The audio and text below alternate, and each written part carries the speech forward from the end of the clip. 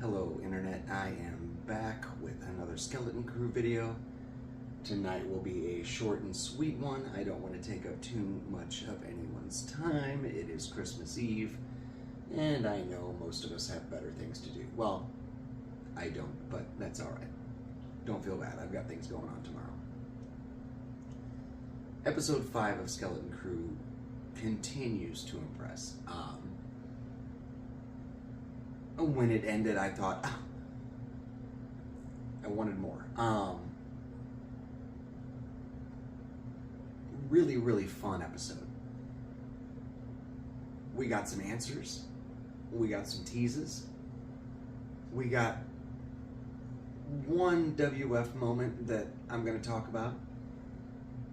And, yeah, they answered some questions, and they threw down some breadcrumbs, and yeah, I want to talk about it. So, some theories have been dashed as of this episode. We'll start out with the two obvious ones. Big theory online that Wim's father was the supervisor. Pretty sure that that's been debunked at this point. I don't think that scene can be taken any other way. I like seeing the parental side of things. It's interesting that they're only showing us little bits and making us infer what's been going on behind the scenes on that side of the story. It'd be interesting to see more of that side, which I don't think we ever will, but that'd be interesting. So yeah, it looks like the parents are just concerned parents, which is interesting. I'm curious where we're going to go with the supervisor now. And we'll get back to that. We'll circle back to that towards the end. One of the other big theories that Jod's not actually a Force user, I think can pretty well be debunked at this point. He doesn't seem super familiar with aspects of the Force beyond Alter.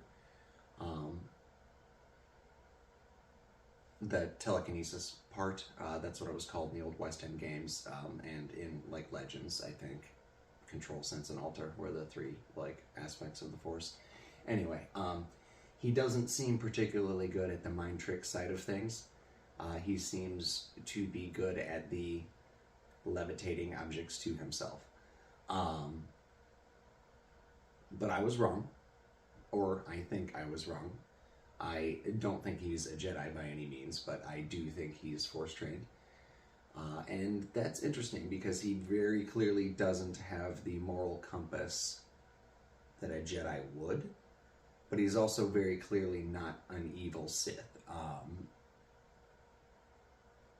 Force users with shades of gray have been very few and far between in Star Wars, and I find him interesting. There was an odd moment with, okay, so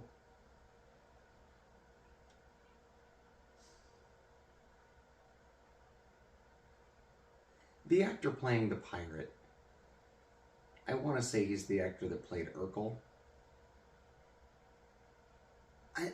I wasn't sure. So I'm never sure what Star Wars and Lucas and Disney are doing when they put faces that we would really recognize in like unimportant kind of side roles. Amy Sedaris in The Mandalorian is an example. The mechanic lady. She was in so many hilarious shows. Strangers with Candy is the one that I remember the most from the old Comedy Central days. But he's like that in this, and I find his character very odd. And then, spoiler, to just kill off all of the pirates off screen in an acid bath, it kind of reminded me of what they did with the Salem 7 in the Agatha All Along show, where like they were this like relatively serious threat and then just gone, dealt with. So anyway, I found that strange, and I'm not sure why Yeah, Disney in general does some weird stuff with like their villains and their enemies. They set up these threats and then they just like, oh no, it's dealt with. That wasn't a big deal after all. So I'm not really sure about that. That scene felt weird to me. The Mystery of Ad-Atten. It's a mint. Pretty sure well, I can't be the only one. There were lots of people that speculated that. I think I originally had said a mine and a mint, but yeah, the mine's under the yeah. So anyway, we know what Ad-Atten is. We know what the treasure is. We don't know who the captain is.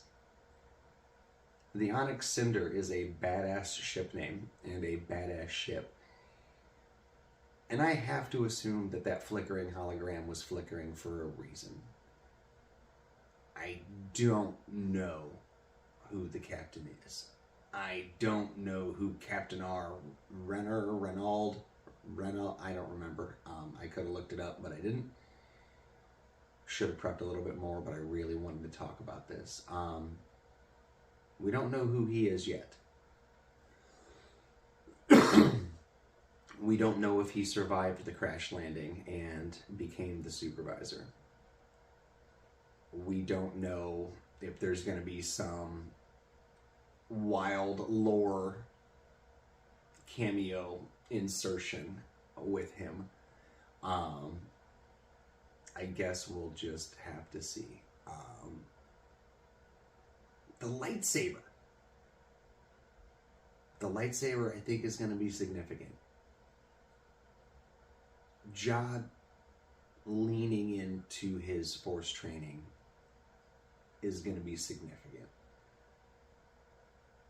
Jod finding a moral compass when these kids are in danger, in real danger, is going to be significant.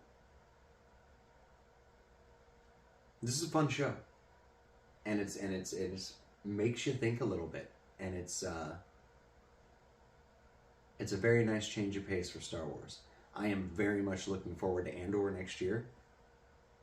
I loved its dour and serious tone. I loved the hardcore terrorist versus freedom fighters politics on a galactic scale story. But there is a place in Star Wars for this as well. And I really, really like what they've done. And side note, the team that is handling SM33, the voice actor and the puppeteers that I think are in like green screen suits or some shit behind him, like actively manipulating that giant fucking thing as they're doing all of these scenes, they are incredible, and I hope they win all the awards. Anyway, Merry Christmas if you're into that sort of thing. 3 episodes left. Let me know what you think. I'm curious where things are going to go. I don't have any real good guesses at this point, though. They have definitely moved into a spot that I am not sure where they're going. But I really, really want to find out. Anyway, take care. Thanks for joining me.